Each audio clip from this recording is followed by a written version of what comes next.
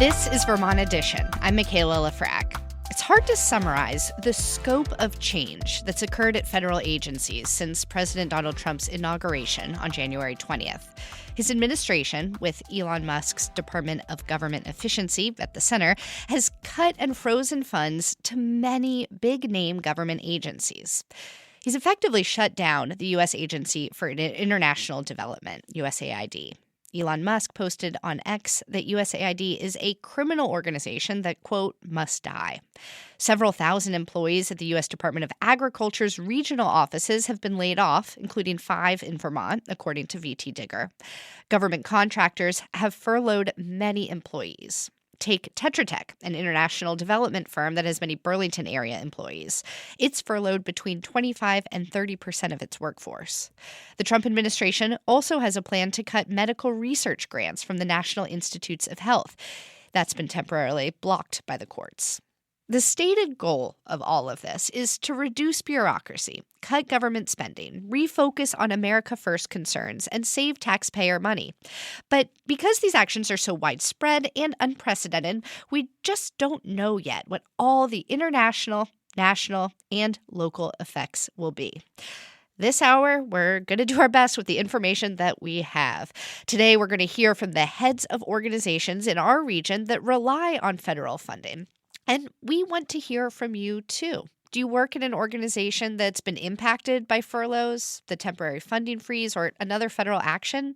Help us explain their impact. You can call in at 800-639-2211 or send us an email to vermontedition@vermontpublic.org. Our first guests today both work for organizations that receive federal government contracts to do development work in foreign countries. Eric Postel is a former official at USAID. He's based in Bennington. We are also joined by Nazgul Abdrazakova, who is with Resonance Global based in Winooski. 70% of their funding comes from USAID. Nazgul, thank you so much for calling in. Thanks for having me. I would like to hear what the last few weeks have been like for both of you. There has been so much change in your industry. Eric, let's start with you. So the situation is absolute chaos. There have been USAID employees dramatically trying to get out of countries where they're under threat.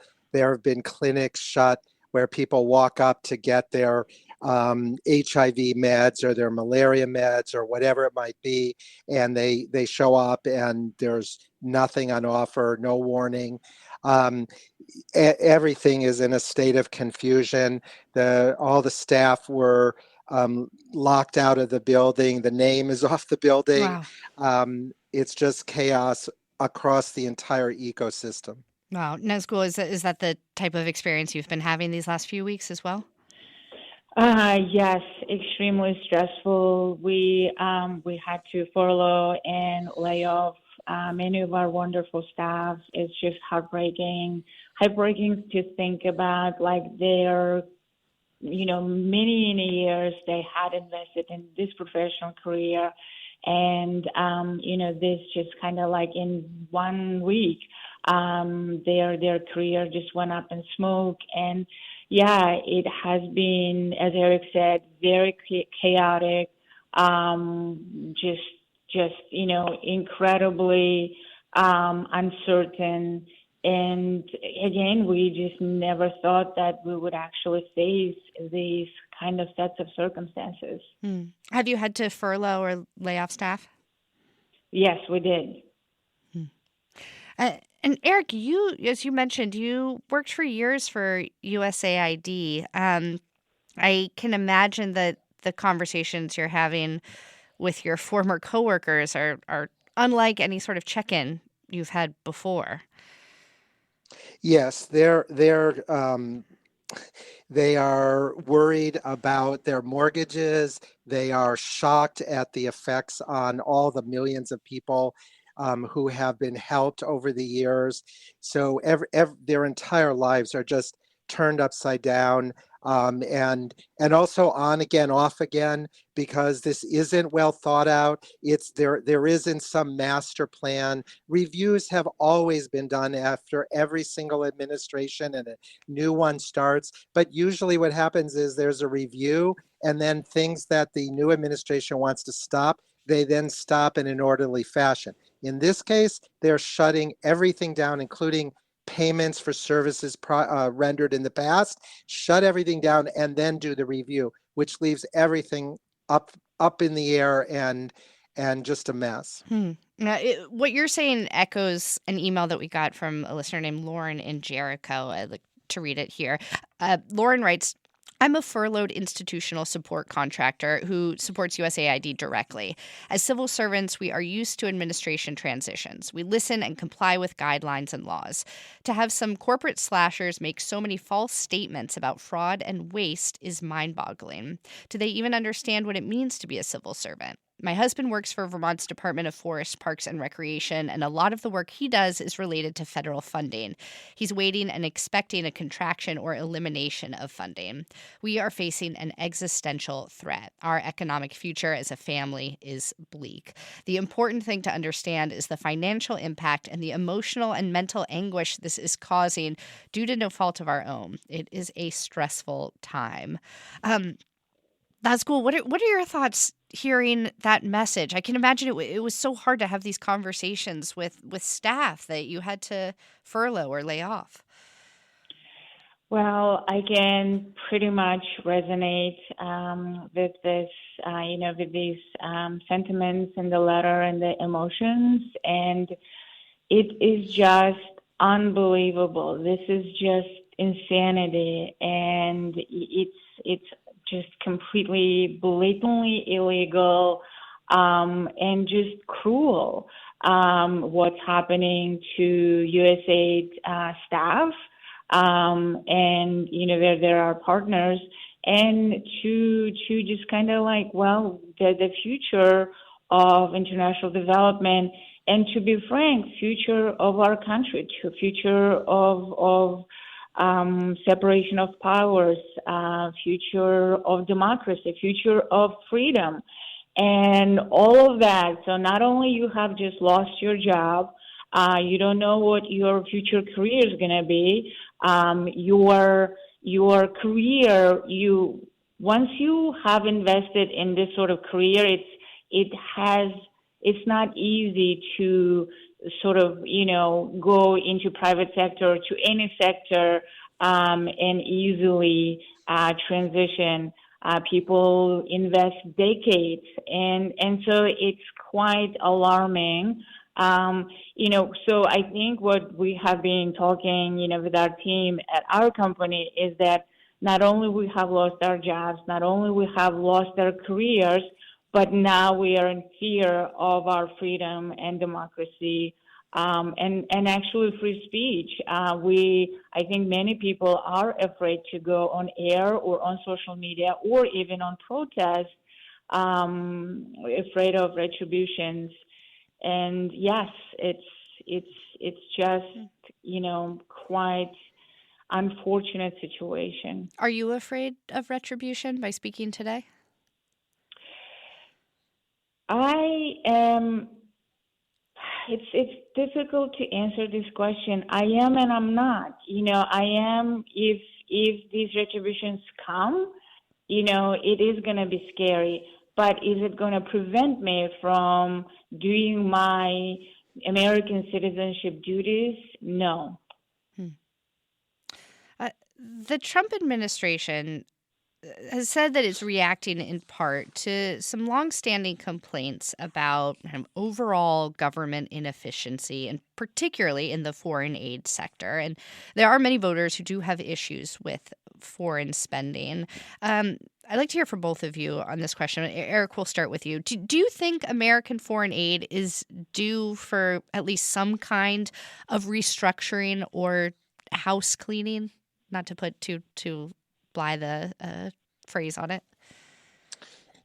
So, all organizations, including USAID, should periodically rethink their assumptions, update their strategy, make adjustments. And that has always been happening over the years. I was on a national commission for the reform of foreign assistance in 2006 and 2007, created by Congress. Every single element of the budget all goes to Congress, and they have the ability to say yay or nay. But also what people may not know is after that process is over, they get two more whacks at it, because before USAID can issue a grant or a contract, all the big ones go to Congress for their second review. And then there's a process of congressional notifications that even one member of Congress can hold up by using a so-called hold. So there are so many opportunities built in this system for people to rethink this and to make changes. The one of the most horrible things of what's happening, though, is that all these claims of fraud and abuse, for which we have inspector generals, but they fired them.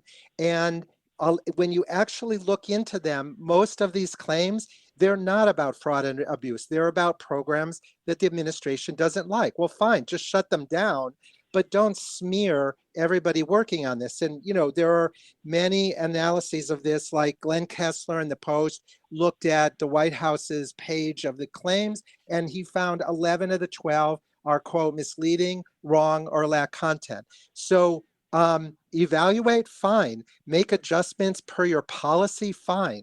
But don't smear this all with all kinds of other stuff that has been completely misproven. And lastly, I would say, point people to an interview that Stephen Miller gave to Jake Tapper, where he basically said the reason why this all has to be shut down is because most of the people involved in this sector are donating they analyzed and said they're donating to Kamala Harris and other, quote, left-wing radicals. And so I think other sectors like academia and other sectors of our whole country are going to come under assault, because it's not, for some, it may be partly about foreign assistance, but for others, this is not about foreign assistance. This is about attacking those who have different views than the people currently in power. And so that's what we're up against, way beyond just what's happening to USAID. So your prediction is that this will stretch into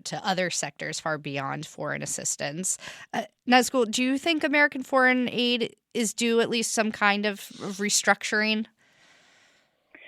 I do. I mean, there are some programs that are duplicative. There are programs that are not efficient, and there are programs that may not be in the American economic prosperity or national security interest. Absolutely, and I think many implementers, also many at USAID, would probably welcome realignment and sort of revisioning and different strategies, but just kind of like putting a sledgehammer and destroying and dismantling it, as Eric says, I think it does have a different purpose. The purpose is not realign or make USAID programming aligned with this administration vision. It seems like, based on what they have done, the purpose is quite the contrary to it.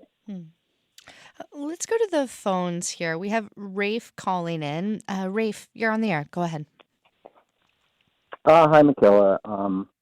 As you'll hear, I have a lot of deep connections to this issue, so I'll try to be concise. Okay.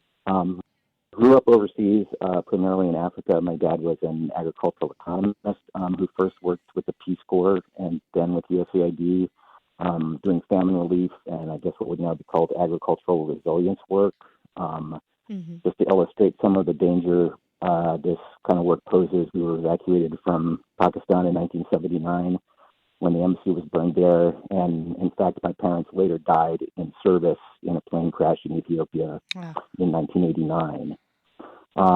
My other connection is my wife is the executive director of PH International in Waitsfield, Mm-hmm. which has worked primarily in former Soviet Union countries for over 40 years, promoting what were considered American values. All their funding has been locked up, and all the Vermont and overseas staff will likely lose their jobs. Wow. Wow. What have the last couple of weeks been like for you, hearing all of this news of funding freezes and these cuts that might affect your family as well? It's been hellish. You know, we're in an okay position financially. I mean, I think the main thing that I would like, that's not the case for many of the employees of the organization. I think the main thing, though, that I'd like to emphasize, which has already been spoken to, is just the sheer callousness of this hostile takeover of the U.S. government by Elon Musk. You know, obviously, as already been stated, there are hundreds of thousands of people overseas who are going to die from starvation or preventable or treatable diseases or in war zones that break out because of societal destabilization. I think Eric mentioned, which I also read in affidavits in some of the lawsuits, foreign service officers were forced to self-evacuate under gunfire from Goma in the DRC because they had no support from our government. A foreign service spouse experiencing a crisis pregnancy was denied medical evacuation due to the funding freeze. And then these people come home to a government that's insulting their service and literally accusing them of fraud and criminality. And I think this rhetoric will have real implications. If you look at any right-wing social media feed addressing these points, you'll immediately see calls for things like opening internment camps for federal workers so they can be tried for treason. Rafe, I'm going to jump in here just because I want to make sure our guests have a chance to respond to some of the points that you've brought up. I can tell that these changes, these cuts are affecting both your family and your entire industry on a very fundamental level. Eric, wondering what your thoughts are hearing Rafe's story.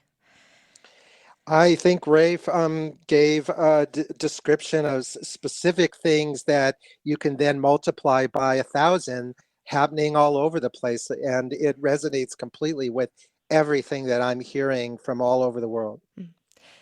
And Nazgul, what comes next for your organization, for Resonance Global? What are some of the kind of decisions in the next couple of weeks and months you're going to be needing to make? Well, we are taking day by day, week by week. Unfortunately, I will not be able to tell you what is it going to look like for us. So there was a court order decision that these work stop orders, these blanket work stop orders, were illegal, so that they can't just put like that, work stop order, which means just a couple of our projects were canceled and the rest should be reinstated based on the court. And then, the funding freeze is also should be lifted, so we should be getting payment. But under this administration, all of it under big question. And under big question is sort of societal, sort of our societal future in terms of, is this going to be a constitutional crisis if the court orders are not obeyed? And, and that's kind of like, we are sort of in this limbo, but we're also just worried about constitutional crisis, not just about our firm, but we're worried about our country. Nazgul Abdrazakova of Resonance Global, based in Winooski, and Eric Postel, we're so appreciative that you were both able to join us today. Thank you for your time. You're welcome. Thank you. And both of their organizations are federal government contractors that do development work in foreign countries. I want to share another email we got from a listener named Kate. Kate writes, since January 20th, the president and his nominees have publicly, loudly, and repeatedly used their public voices to assail and oppress the federal workforce. Few, if any, fit the demonized profile the president and his appointees have presented for them in numerous public speaking engagements and executive orders. The federal workforce represents a large group of tax-paying Americans who are committed to their agency missions and have performed admirably under difficult conditions. Well, we want to hear from you this hour, whether you agree with Kate or perhaps disagree and believe that the actions being taken by President Trump, Elon Musk, and others are long overdue. You can call in and share your thoughts at 800-639-2211 or email vermontedition@vermontpublic.org. Coming up, we will hear from an Afghan refugee in our area working to help other local Afghans during this time of upheaval. That's in just a minute on Vermont Edition. Stay with us. Welcome back to Vermont Edition. I'm Michaela Lafrac. We are spending this hour hearing from people and organizations that have been affected by these sweeping funding cuts and freezes at federal agencies. These have all taken place in President Donald Trump's first month in office. You can join our conversation as well. Has your organization been affected by the temporary funding freeze or stop work orders from the federal government? Help us understand the local impact of these national decisions. You can call in at 800-639-2211 or send an email to vermontedition@vermontpublic.org. We are joined in studio now by Vermont's former Lieutenant Governor Molly Gray. She is the executive director of the Vermont Afghan Alliance, which supports Afghan refugees resettled in this state. Molly Gray, welcome back to the show. Thank you. Thank you so much for having us in today. We are also joined by Yassine Hashimi, who heads up the organization's Afghan Employment Program. He previously worked at the U.S. Embassy in Kabul. Welcome. Thank you for having us here. Molly, tell us a little bit more about the population that you're serving here in Vermont, about how many Afghan refugees are here. Vermont should be so proud. We're now home, and I guess home is my word. It's really for each person a bit different, depending on whether their family has arrived yet, because resettlement is ongoing. But Vermont's now home to 600 Afghans and counting. Another family just arrived last week. That is the largest population of Afghans per capita in the nation. And these are individuals who worked with the U.S. government directly as interpreters, with the United States military or agencies of the U.S. government. Worked with rule of law projects as prosecutors, judges, with international development organizations. We're really working hand in hand with the U.S. government in some way over the 20 to 21 year long period when the U.S. was in Afghanistan. And all this work you're doing takes money. And a lot of that money comes from the federal government. Tell us a little bit more about why we're talking to you today. Yeah, I guess I want to start by saying that we're one of hundreds of organizations who have been impacted, and we appreciate the chance to share our story. We, in 2023, were selected by the Agency of Health and Human Services, HHS, as one of 15 organizations nationally to support refugees resettling in the U.S., specifically to help Afghans. We are an organization that's largely led by Afghans. Our board is 50% Afghans. Our Afghan staff, many of whom are refugees and who have now taken on the role of helping others start their lives in Vermont. We provide driving assistance, which was supported by the federal government, case management interpretation, employment assistance, legal immigration assistance, and we're thrifty and we're scrappy and we do so much with so little. 35 Afghans learned to drive last year, including 10 Afghan women who would have had no chance at home to be able to do that. On Tuesday, the 28th of January, a day that I will always remember, I logged into the federal payment management system to move funds from our grant to our bank account to keep the lights on, to pay staff, and the system was completely shut down. And then we were in limbo for 3 weeks. We know that there's a bunch of litigation right now, a temporary restraining order to keep the funds flowing, but that's only going to happen as long as the TRO is in place. So we have some access to funds, but we've now had to prepare for a future where this money is gone. And I guess I'll just say it very blatantly. This is the most shameful, systematic abandonment of Afghan allies that I could possibly imagine. These are individuals who risked their lives for the U.S. government. And if you partner this action around the funding with the halt of U.S. flights out of Afghanistan and Pakistan, the families that are still separated, even the DHS memo around deportations going after Afghans. I mean, it is just remarkable how this administration has abandoned this community, and the consequences. I really fear what the long-term consequences will be. Mm-hmm. Yassine, that word abandonment, is that something that you've been feeling these last few weeks or years? Hi, everyone. This is like the situation that we do have now is like, it's very tough. It's very like unpredictable. In any perspective we talk, Afghans are going through tough situation. The Afghans who are here in Vermont and the Afghans who are waiting to come to United States. I know many families who have been in Pakistan for 3 years. They haven't been in a good financial situation, economic situation. So most of them have sold all their belongings just to survive in Pakistan, to get a way to come to United States. But once President Trump took the office, he just canceled all the flights. I know most of the families, all the security checks, the medical checkup, all the things have been cleared. They were just waiting for the flight, but their flight got canceled. And the Afghans who are here, they have been waiting for their families to get reunited for 3 years. That's a long time to be away from your family, from your kids, from your loved ones. And they were here with a hope that one day they will be united. But now they're like losing their hope. And I think if this keeps going on, I don't think they might be able to stay here. They might leave.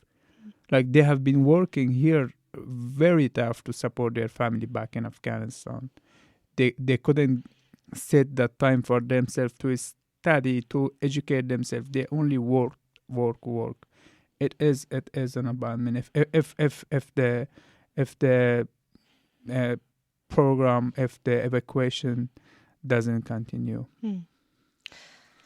Molly, you mentioned some of the work that the Vermont Afghan Alliance does to support people who have been resettled here in Vermont. Are you trying to actively find new sources of funding to cover that work, or just kind of hoping, crossing your fingers that these federal dollars continue to come through?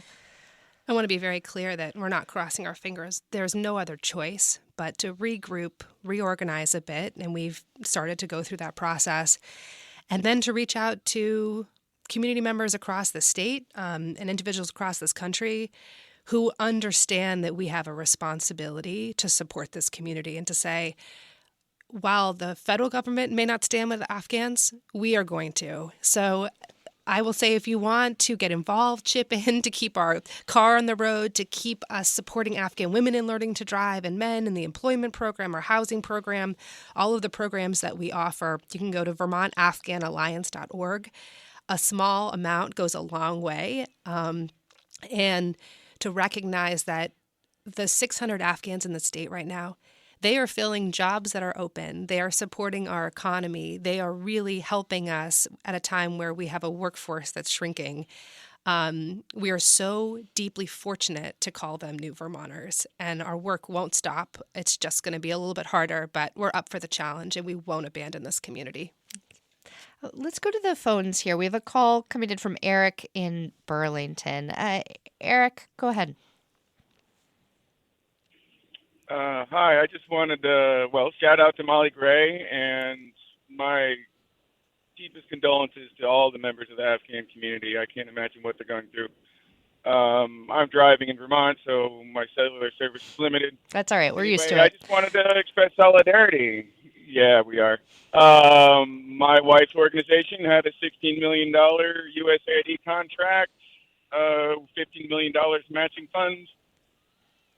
She had to lay her workers off and was laid off last week. So people affected by this complete disaster are all around us. And I just want, to thank people for the good work they've done and for people to keep up their hope. Thank you, Eric, for calling in. We really appreciate it. Yassine, there is an enormous amount of upheaval right now, but as I can imagine you well know, the ways in which the U.S. government has approached Afghanistan and the stability of the country there, I mean, it has changed with every single presidential administration going back decades now. Does this feel like a unique moment to you, or is this kind of, in a way, is chaos expected from the U.S. government at this point? Do you feel like you can trust the United States? I think Afghans were not expecting such kind of change. United States helped us for 20 years. Everything has changed in Afghanistan. Afghan people get acquainted with freedom of speech, freedom of thought, with technology, everything. Like we were going in a better path. Like Afghanistan has changed a lot. Like if we compare it to 10 years ago. But this type of leaving the Afghan people alone, that was unexpected for me as a young Afghan citizen. The withdrawal. Yes. I'm talking about the withdrawal. We were just hoping that this strategic partnership between the United States and Afghanistan would continue. If it was ending up, it shouldn't have been ended up with this type of situation.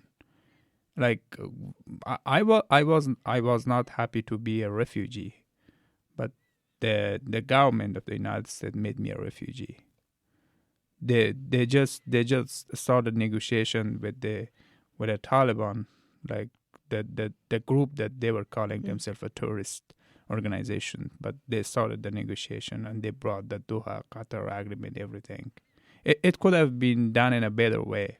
And now, like, there are most of my colleagues, most of the people of Afghanistan who have worked closely with the U.S. allies, they're back in Kabul. And their life is in danger. And they don't know whether one day they will be evacuated or no. This is a chaotic situation, and currently the situation is getting more chaotic in Afghanistan, unfortunately. The situation is unclear, and the future is unclear. Here in Vermont, there are a number of grassroots organizations working to help Afghan refugees and refugees and asylum seekers from many different countries. Molly, I wonder if you could tell us a little bit more about the conversations that you're having with leaders of other organizations doing the same work, navigating this same minefield right now. We're one of a handful of incredible organizations, and really to hand it to communities across the state who have stepped up. We work very closely with ECDC in southern Vermont. They're operating out of Bennington and Brattleboro. They have certainly been affected both by cuts to the State Department funds, and I suspect also some of this funding, although I know we were a bit unique. USCRI here in the Colchester, Greater Burlington area, in Montpelier, there's CB-RAN, and the Upper Valley, there's SHARE. It's sort of like alphabet soup, but really a testament to Vermont communities and saying, we care about refugee resettlement, we care about growing our communities, and we're going to do that at the most grassroots level. Vermont, in fact, is piloting and leading on rural resettlement, and I think that's pretty remarkable and a real testament to the state, to even people like Eric and Eric's spouse who works for USAID, people who really, really care about having sort of an outsized global impact as a very small state. So I have to believe that our work can continue, but with the Afghan community, and to go back to what Yassine just said, The only reason they're Afghan refugees is because of the association with the United States government, and the responsibility is ongoing and it's serious for this community. Molly Gray is the executive director of the Vermont Afghan Alliance and Vermont's former lieutenant governor. And Yassine Hashimi manages the Afghan Alliance's Afghan Employment Program and previously worked at the U.S. Embassy in Kabul. Molly Gray, thank you so much for your time today. Thanks so much for having us. And Yassine Hashimi, thank you so much. Welcome. Thank you for having us. We are getting a lot of calls and emails responding to this hour about the changes going on at many, many federal agencies and their local impacts. If we're not getting to your call, you can always send us an email to vermontedition@vermontpublic.org, and we're going to work to get some of your responses up on our website on vermontpublic.org later this afternoon. Thank you to everyone who is waiting patiently on the line. Coming up, we're going to turn to cuts at the National Institutes of Health, NIH, and how they are impacting medical research going on in our region. That's in just a minute. Stay with us. Welcome back to Vermont Edition. I'm Michaela Lafrac. The Trump administration wants to cut grants from the National Institutes of Health, NIH, to hospitals that conduct medical research and state universities across the country. The plan involves reducing funding for indirect costs like laboratory upkeep, administration staff, and other overhead to a set 15% rate. They say it would save the federal government about $4 billion a year. A federal court has put this plan on hold temporarily, but its future is still very uncertain. Meanwhile, local medical researchers are scrambling to figure out how this would affect their work. Jack Glazer is the president of MBF Bioscience in Williston. They conduct a wide variety of medical research with a focus on neuroscience and the brain. Jack, thank you so much for joining us. Thank you for having me to discuss this really important topic. Yeah, what has been going on for you and your organization these last few weeks? What's it been like? Well, it has been chaotic at the worst times and filled with uncertainty about the future. So we have about 30 employees in Vermont, many of whom are really dedicated scientists, engineers, software developers. They're focused on creating the most advanced microscopes in the world and software for neuroscience research. And it's really called into question the viability of a lot of the products that we're working on in the future. You told our producer that in your 35 years in this sector, this has been the most challenging 30 days. Can you draw any comparisons to, government shutdowns of the past or changes in administrations? I think the closest I can relate this to is the beginning of COVID, where there was so much uncertainty about shutdowns, whether the pandemic would be very bad or will it pass soon. Of course, now in hindsight, we know that a lot of good came out of the pandemic in terms of working remote and the closeness. And actually, we thought there was an increased trust in science, and it seems that that has backfired a bit. And we feel that we're being caught up a little bit in the crossroads of the mistrust of science by a certain political party. Okay, so you see this as a mistrust of science itself, not of the way funding kind of flows through these various institutions? I think it's part of it. I mean, it's a complex topic, right? I think there's one of the earlier guests you had was talking about potential retribution for the intellectual class. I think that's part of it.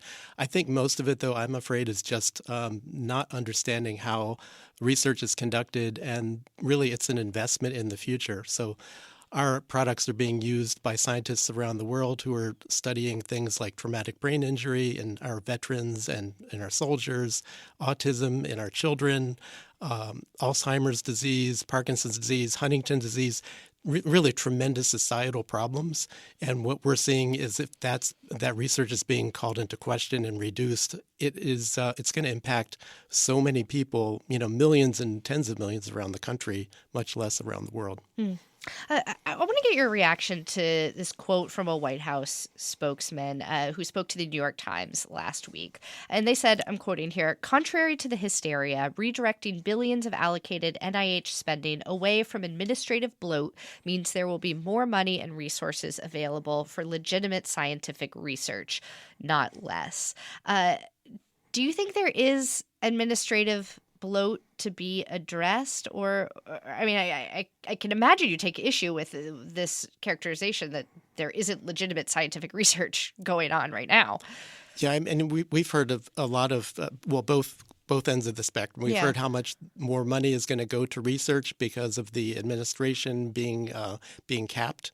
But we've also heard it's going to save taxpayers money by being able to reduce the overall expenses that the NIH has to research universities. So there's always waste, right? I mean, look, that's life, but I think it's minuscule compared to the actual size of the budget. In fact, I'll say the opposite. The researchers that we work with, there are some of the most frugal people who are really stretching the research dollars that they get to try to make the biggest impact that they can on their small budgets. By having universities have less money, there'll be less resources available for buying advanced microscopes, for chemicals, for building new laboratories. So I think it is. I think that what we're hearing the government say is actually not accurate.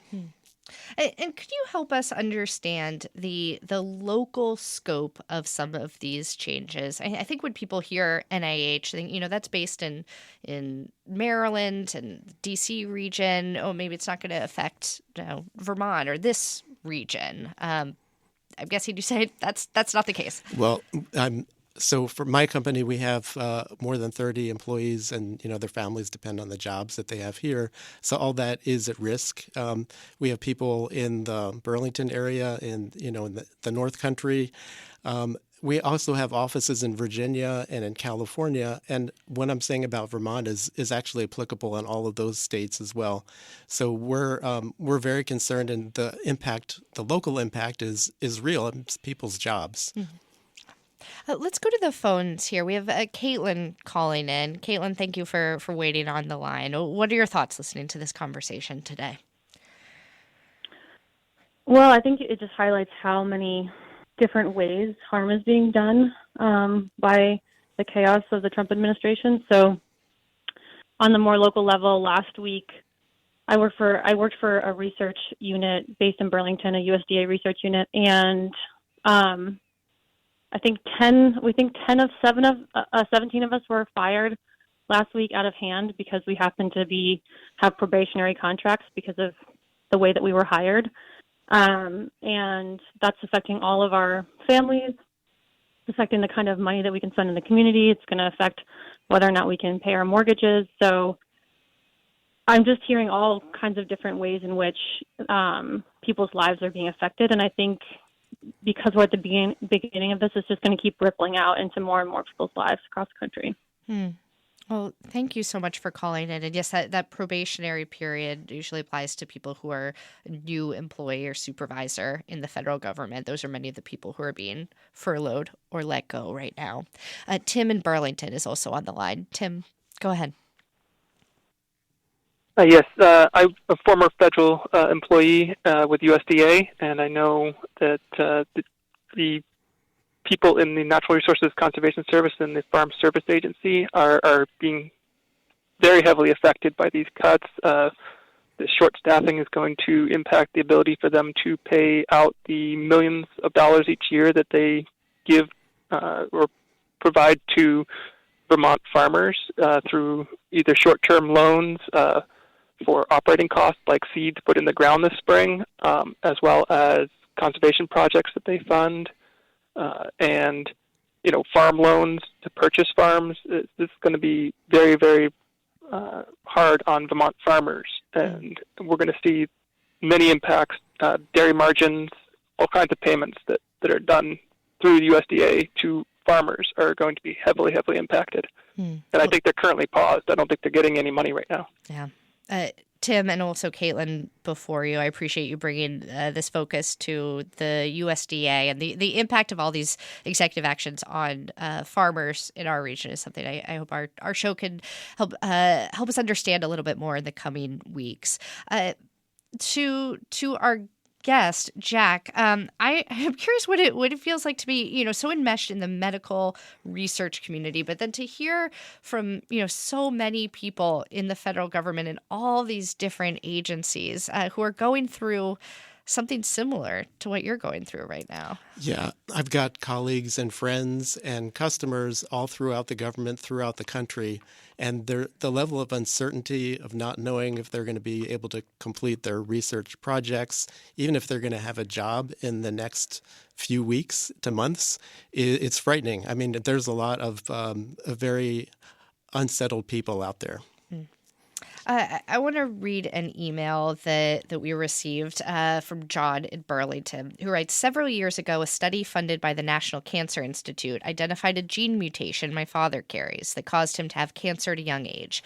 They offered to test me for free, and they found that I had a high-grade and dangerously large kidney tumor. My doctors at NIH successfully removed it, and now I visit every year to continue to monitor for new cancers. My dad is also a patient. He's undergoing experimental gene therapy.